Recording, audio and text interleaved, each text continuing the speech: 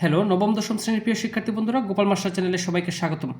আজ আবারও set function থেকে একটি সৃজনশীল নিয়ে চলে এসেছি তোমাদের মধ্যে। চলো দেরি করা শুরু করা যাক। সৃজনশীলটি অত্যন্ত গুরুত্বপূর্ণ। আমার চ্যানেলে যদি তুমি নতুন হয়ে থাকো তাহলে চ্যানেলটি অবশ্যই সাবস্ক্রাইব করে পরবর্তী ভিডিও দেখার জন্য পাশে থাকো। দেখো, এ একটা সেট দেয়া আছে, আর ইজ ইকুয়াল টু একটা রিলেশন দেয়া আছে, এই যে x y such as x belongs to A আর ওয়াই বিলংস টু এ এবং x minus Y plus two is equal to zero, এবং আরেকটা ফাংশন দেওয়া আছে f of x equal 3x plus 1 divided by 3x minus 1। তো এখানে তিনটা প্রশ্ন দেওয়া আছে, আমরা প্রথম প্রশ্নটির সমাধান করে প্রথমেই চলে যাই। প্রথম প্রশ্নটিতে ক নম্বর, ক বলছে কি এ সেটটিকে সেট গঠন পদ্ধতিতে প্রকাশ করো। এর পূর্ববর্তী ভিডিওতে আমরা তালিকা পদ্ধতি দেখেছি, গঠন পদ্ধতি দেয়া ছিল, তালিকা পদ্ধতিতে প্রকাশ করেছি, কিন্তু আজ তালিকা পদ্ধতিতে দেয়া আছে, আমরা গঠন পদ্ধতিতে প্রকাশ করব। কেমন? তাহলে চলো ক নং প্রশ্নটি আমরা সমাধান করি। ক, তো আগে লিখবো আমরা, দেওয়া আছে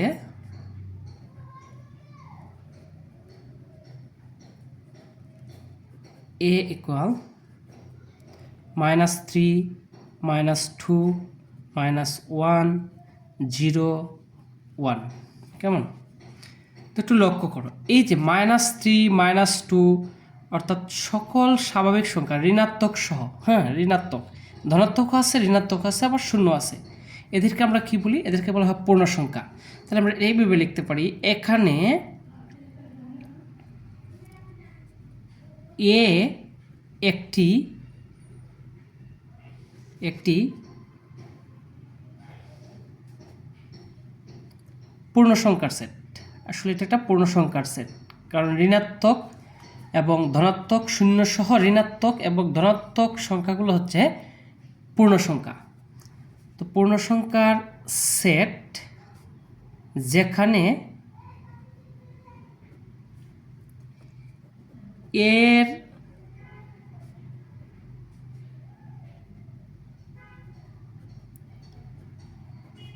উপাদানগুলো -3 এর সমান, -3 যেহেতু আছে, -3 এর সমান অথবা -3 এর বড়, এবং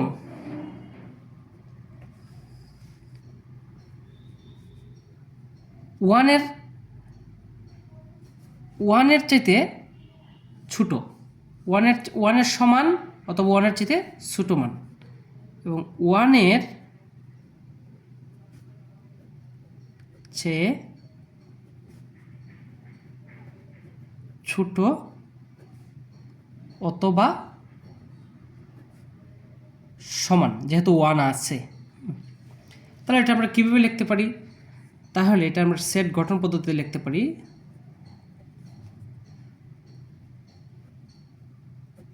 সেট গঠন পদ্ধতিতে দুইভাবে লেখা যায়। আমরা যে পদ্ধতিটা লিখব এইভাবে, x such as x belongs to Z, x দ্বারা প্রকাশ করতেছি উপাদানগুলোকে। হ্যাঁ, তাহলে এক্স মানে এই উপাদানগুলো অবশ্যই হবে পূর্ণ সংখ্যা, এবং শর্ত হচ্ছে এই পূর্ণ সংখ্যাগুলা অর্থাৎ এক্সের মানগুলা এবং -3 অপেক্ষা বড়, -3 অপেক্ষা বড়। এখন প্রশ্ন হচ্ছে -3 চেয়ে বড় কোনগুলা?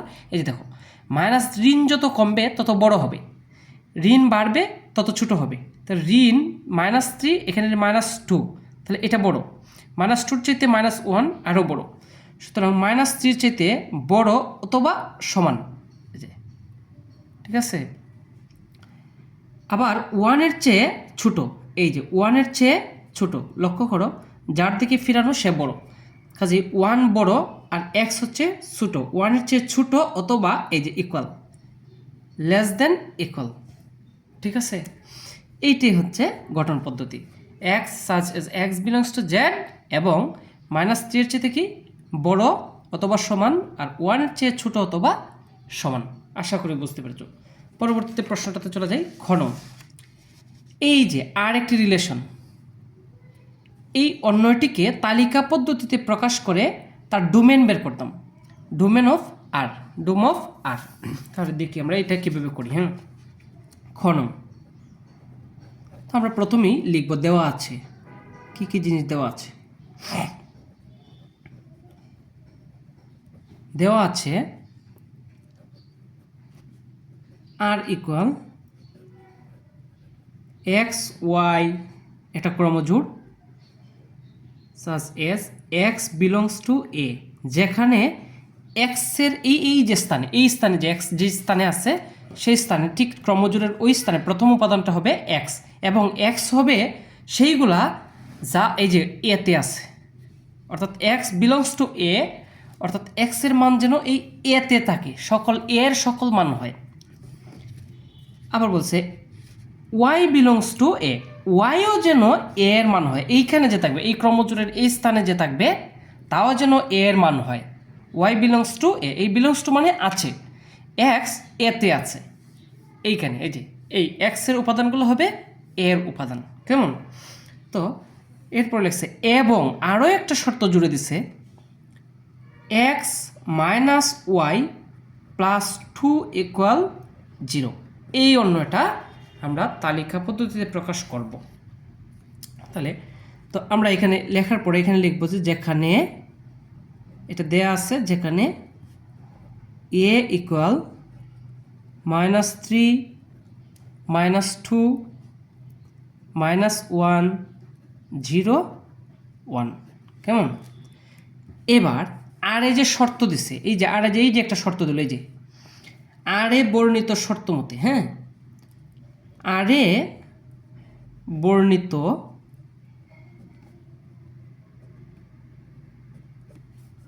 শর্ত থেকে পাই, আরে বর্ণিত শর্তটা কি? এই যে x minus Y plus 2 equal 0। যদি x minus Y plus 2 equal 0 হয়, একটু লক্ষ্য করো, ওয়াইটাকে যদি আমি এদিকে নিই তাহলে কি হবে? প্লাস হবে, প্লাস ওয়াই হয়ে যাবে। তখন অতএব আমরা লিখতে পারি ওয়াইটা ওইদিকে নিয়ে গেলাম, ওয়াই সমান, আর এদিকে কি থাকবে?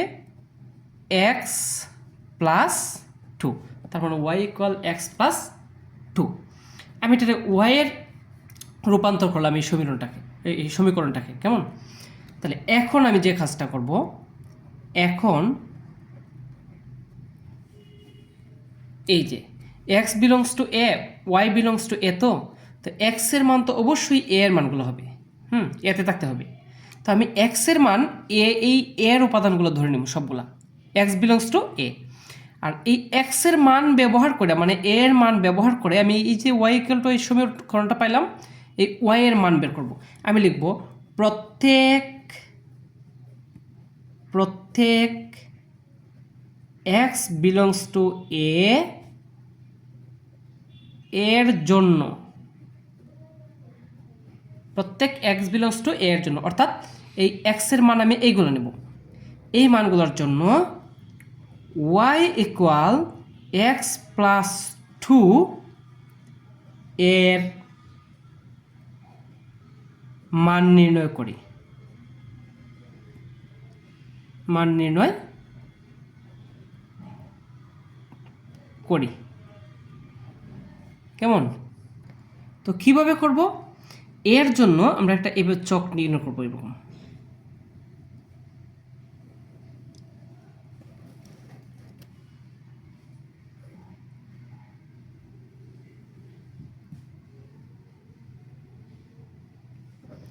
ঠিক আছে, এইখানে আমরা এক্সের মানগুলো লিখব।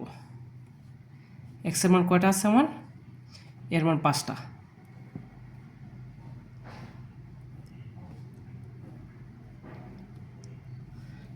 এর মানগুলা কি কি? যেহেতু এক্স বিলংস টু এ, অর্থাৎ এক্স হবে এ এর মানগুলা, -3 -2 -1 0 1, এই মানগুলা। এর জন্য আমি ওয়াই ইকুয়াল এক্স প্লাস 2। এবার একটু লক্ষ্য করো, এক্সের মান যখন -3, তখন ওয়াইয়ের মানটা কত হবে? এক্স প্লাস 2, মানে -3 প্লাস টু, এক্সের জায়গায় -3, তো -3 + 2 মানে হচ্ছে -1, ঠিক আছে। এবার এক্সের মান যখন -2, তখন এখানে যদি আমি -2 বসাই, ওয়াইয়ের মানটা কী হবে? -2 আর +2 0। এক্সের মান যখন -1, -1টা এখানে বসালে +2, তো +2 থেকে -1 গেলে থাকবে 1। এবার এক্সের মান যখন 0, তখন ওয়াইয়ের মানটা কত হবে? 2, কারণ এখানে 0 বসালে 2 আর 0 2। এক্সের মান যখন 1, এখানে যদি 1 বসাই, 1 + 2 মানে 3। আশা করি বুঝতে পেরেছো, কেমন? এবার একটু লক্ষ্য করো, এই যে মানগুলো আমি পাইলাম, ওয়াইয়ের মানগুলো পাইলাম, -3, -3, 0, 1, 2, 3, এর মধ্যে এই কোন মানগুলা এতে নাই? কারণ আমি কিন্তু বলছি যে কি, এই যে শর্তে আছে কি, y বিলংস টু এ, আর ইকুয়ালটা যে এই যে শর্ত আছে y belongs to A, y হতে হবে এর উপাদান। এবার একটু লক্ষ্য করি, এই যে মানগুলো পাইলাম আমি, এতে কি আছে সবগুলা? এই যে একটু লক্ষ্য করো, এই যে এর মানগুলো হচ্ছে এগুলা, হ্যাঁ। এই সবগুলো মান কি এতে আছে? -1 আছে, 0 আছে, 1 আছে, 2 কি আছে? নাই। 3 আছে? নাই, কারণ -3 আছে, -2 আছে, কিন্তু 2, 3 নাই। তাহলে আমরা এই জিনিসটাকে এইভাবে লিখব যে যেহেতু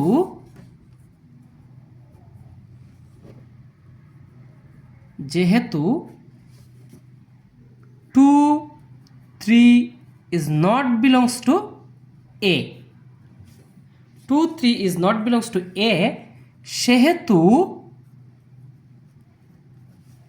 এই যে ক্রমজোড়গুলো, হ্যাঁ, এই যে একটু লক্ষ্য করো, এই যে ক্রমজোড় 0, 2, 0, 2, x এর মান 0, y এর মান 2, তাহলে ক্রমজোড়টা কি হবে? x, y মানে 0, 2 আর 1, 3। তাহলে আমরা লিখতে পারি এখানে 0, 2, 1, 3 is not belongs to R, not belongs to R, অর্থাৎ এই আর অন্যয়ে এই দুইটা ক্রমজোড় থাকবে না। তাহলে আমার আর অন্যটা কেমন হবে? তাহলে আমার আর অন্যটা হবে এই যে -3, -1, -2, 0, -1, 1, এই তিনটা ক্রমজোড়, এই একটা, এই একটা, এই একটা, এই তিনটা ক্রমজোড় নিয়ে হবে আমার আর অন্যটি। তাহলে -3, -1, কেমন? আর হচ্ছে -2, 0, আর হচ্ছে -1, 1, এই হচ্ছে অন্যটা, আর অন্যয়, অর্থাৎ আর অন্যের তালিকা পদ্ধতি হচ্ছে এটা। এবার আমাকে প্রশ্ন করা হচ্ছে কি, যে অন্যটিকে তালিকা পদ্ধতিতে প্রকাশ করো এবং ডোম অফ আর, মানে আর এর ডোমেন নির্ণয় করো। তাহলে আমরা লিখব অতএব ডোমেন অফ আর। ডোমেন কোনগুলো হবে? ডোমেন কোনগুলো নিয়ে হয়? এই ক্রমজোড়গুলোর প্রথম উপাদানগুলো নিয়ে, প্রথম উপাদানগুলো, এই যে -3, -2, -1, এই প্রথম উপাদানগুলোর সেটই হচ্ছে ডোমেন। তাহলে -3, -2, -1, এই হচ্ছে ডোমেন। আশা করি বুঝতে পেরেছ। আমরা চলে যাই পরবর্তী প্রশ্নতে, কেমন? খুবই ইম্পর্টেন্ট একটা প্রশ্ন, একটু লক্ষ্য করো। এই যে দেয়া ছিল কিন্তু f(x) = 3x + 1 / 3x - 1। এবার প্রশ্ন হচ্ছে f(x ইনভার্স 2 + 1 / f(x ইনভার্স 2 - 2) এর মান 2 হলে x² এর মান কত?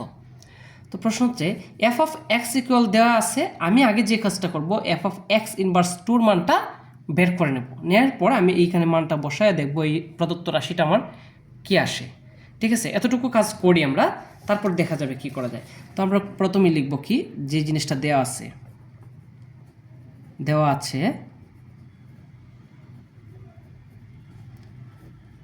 f(x) = 3x + 1 / 3x - 1, কেমন? তো অতএব f(x) যদি এটা হয়, আমি কি করব, f(x ইনভার্স 2 এর মানটা বের করে নেব। তাহলে f(x inverse 2) x inverse 2 equal কি হবে, যে জায়গায় শুধু x আছে সে জায়গায় কি হবে, x ইনভার্স 2। আমি এই মানটা বসাই দিই, 3x এর জায়গায় কি বসাবো, x ইনভার্স 2, কেমন, প্লাস 1, এটা ইন্টু হিসেবে আছে 3 ইন্টু এক্স ইনভার্স 2 মাইনাস 1। ঠিক আছে, এবার তোমরা জানো এর আগের ভিডিওতেও তোমাদেরকে বলছি যে ইনভার্সের মানে কি। এক্স ইনভার্স 2 এর মানে হচ্ছে 1/x স্কোয়ার। ঠিক আছে, কারণ এই সূত্রটা তোমরা জানো অনেকেই যে a to the power minus n equal হচ্ছে 1/a to the power n। এই পাওয়ার সহ এটা নিচে না যাবে, 1 হবে উপরে। তো এইটা যদি হয় যে 1/x স্কোয়ার হয়, তাহলে এই 3টা গুণ হবে কার সাথে, উপরেটার সাথে, 1-এর সাথে। তাহলে এই 3 যাবে উপরে, 3 divided by x square plus 1। এটা এখানেও সেমলি হবে 3 ডিভাইডেড বাই এক্স স্কোয়ার শুধু মাইনাস 1। এবার আমি যে কাজটা করব, ভগ্নাংশের যোগ বিয়োগ করব, উপরে ভগ্নাংশের যোগ।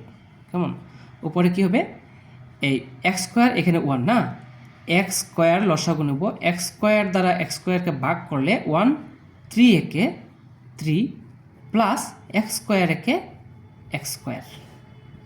নিচেও সেম এক্স স্কোয়ার লসাগু নেব, এই যে এখানে এক্স স্কোয়ারটা লসাগু নিলাম, এক্স স্কোয়ার দ্বারা এক্স স্কোয়ারকে ভাগ করলে 1, 3 একে 3 মাইনাস এক্স স্কোয়ার একে এক্স স্কোয়ার। এবার এই হচ্ছে আমার মূল টার্ম। কেমন, তাহলে যে কাজটা করব, উপরের ভগ্নাংশটা ঠিক থাকবে, 3 plus x square divided by x square, আর এই ভগ্নাংশটা উল্টে যাবে, উপরে চলে যাবে, বিপরীত হয়ে যাবে। হ্যাঁ, 3 মাইনাস এক্স স্কোয়ার। তাহলে কি থাকতেছে, এক্স স্কোয়ারে কাটা থাকবে 3 plus x square divided by 3 minus x square. এটা হচ্ছে এফ অফ এক্স ইনভার্স 2। এবার এই এফ অফ এক্স ইনভার্স 2-র মানটা যদি এটা হয়, আমি যে কাজটা করব, এই যে প্রদত্ত রাশিটা আছে এখানে আমি এফ অফ এক্স ইনভার্স 2-র মানটা বসাই দেব। কেমন, প্রদত্ত রাশিটা, তো প্রদত্ত রাশিটা কি, তো প্রদত্ত রাশিটা হচ্ছে F of x inverse 2 plus 1 divided by F of x inverse 2 minus 2। ঠিক আছে, এই যে প্রদত্ত রাশিটা। তো এখানে আমরা মানটা বসিয়ে দিই। আমরা একটু আগে কি পাইছি, এই এফ অফ এক্স ইনভার্স 2-র মান আমরা কি পাইলাম, 3 plus x square, 3 plus x square divided by 3 minus x square. নিচেও same 3 plus x square divided by 3 minus x square, শুধু প্লাস 1 মাইনাস 2। কেমন, এবার সেম আগের মতো লসাগু নেব, উপরে 3 মাইনাস এক্স স্কোয়ার লসাগু, তাহলে 3 মাইনাস এক্স স্কোয়ার দ্বারা 3 মাইনাস এক্স স্কোয়ারকে ভাগ করলে 1, 1 দ্বারা 3 প্লাস এক্স স্কোয়ারকে গুণ করলে 3 প্লাস এক্স স্কোয়ার, প্লাস এখানে যেহেতু কিছু নাই, 3 মাইনাস এক্স স্কোয়ার দ্বারা 1কে গুণ করি, 3 মাইনাস এক্স স্কোয়ার একে 3 মাইনাস এক্স স্কোয়ার। সেম নিচে 3 মাইনাস এক্স স্কোয়ার লসাগু নিলাম, 3 মাইনাস এক্স স্কোয়ার দ্বারা 3 মাইনাস এক্স স্কোয়ারকে ভাগ করলে 1, 3 প্লাস এক্স স্কোয়ার একে 3 প্লাস এক্স স্কোয়ার। এইবার একটু খেয়াল করো, মাইনাস 2 নিচে তো 1 আছে, 1 দ্বারা ভাগ করলে 3 মাইনাস এক্স স্কোয়ার। তো 3 মাইনাস এক্স স্কোয়ার দ্বারা এই মাইনাস 2কে গুণ করো, মাইনাস 2কে যখন গুণ করব, এই 3 রে গুণ করলে 3 দুগুণা 6। এবার এই যে মাইনাস এক্স স্কোয়ারকে গুণ করতেছি আমি মাইনাস 2 দ্বারা, মাইনাসে প্লাস 2 এক্স স্কোয়ার। কেমন, এবার উপরের ভগ্নাংশটা ঠিক থাকবে, যে কাজটা করবো, এক্স স্কোয়ারে 0, কারণ একটা প্লাস একটা মাইনাস, 3 আর 3 6, নিচে 3 মাইনাস এক্স স্কোয়ার ইন্টু নিচের ভগ্নাংশটা কী হবে, উল্টে যাবে, 3 মাইনাস এক্স স্কোয়ার যাবে উপরে, আর নিচে কি করতেছে দেখো, মাইনাস 6 প্লাস 3, তাহলে কি হয়, তাকে মাইনাস 3। ঠিক আছে, আর এক্স স্কোয়ার আর 2x square plus 3x square. কেমন, এবার এটা ক্রস, উপরে তাকে 6, নিচে এই যে এটা একটু গুছিয়ে লিখি 3x² প্লাস 3 সরি -3 এখানে হবে -3। এবার যদি আমি একটা 3 কমন নেই, উপরে 6 নিচে একটা 3 কমন নিলে এখানে থাকবে x² মাইনাস এখানে 1। 3 দ্বারা এই 6কে ভাগ করলে 2। তাহলে ঘটনা কি করতেছে, আলটিমেটলি থাকতেছে কি 2 ডিভাইডেড বাই x² মাইনাস 1। এটা হচ্ছে কার মান? এই প্রদত্ত রাশির মান, এটার মান। এখন প্রশ্নে বলা হয়েছে এত এর মান কত? 2। তাহলে আমি এটা এইভাবে লিখব,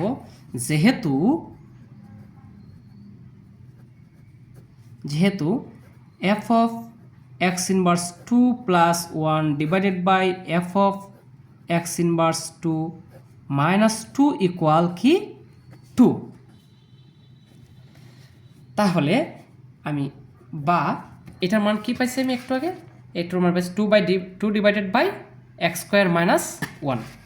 তাহলে আমি লিখবো এখানে 2 divided by x² minus 1 equal 2।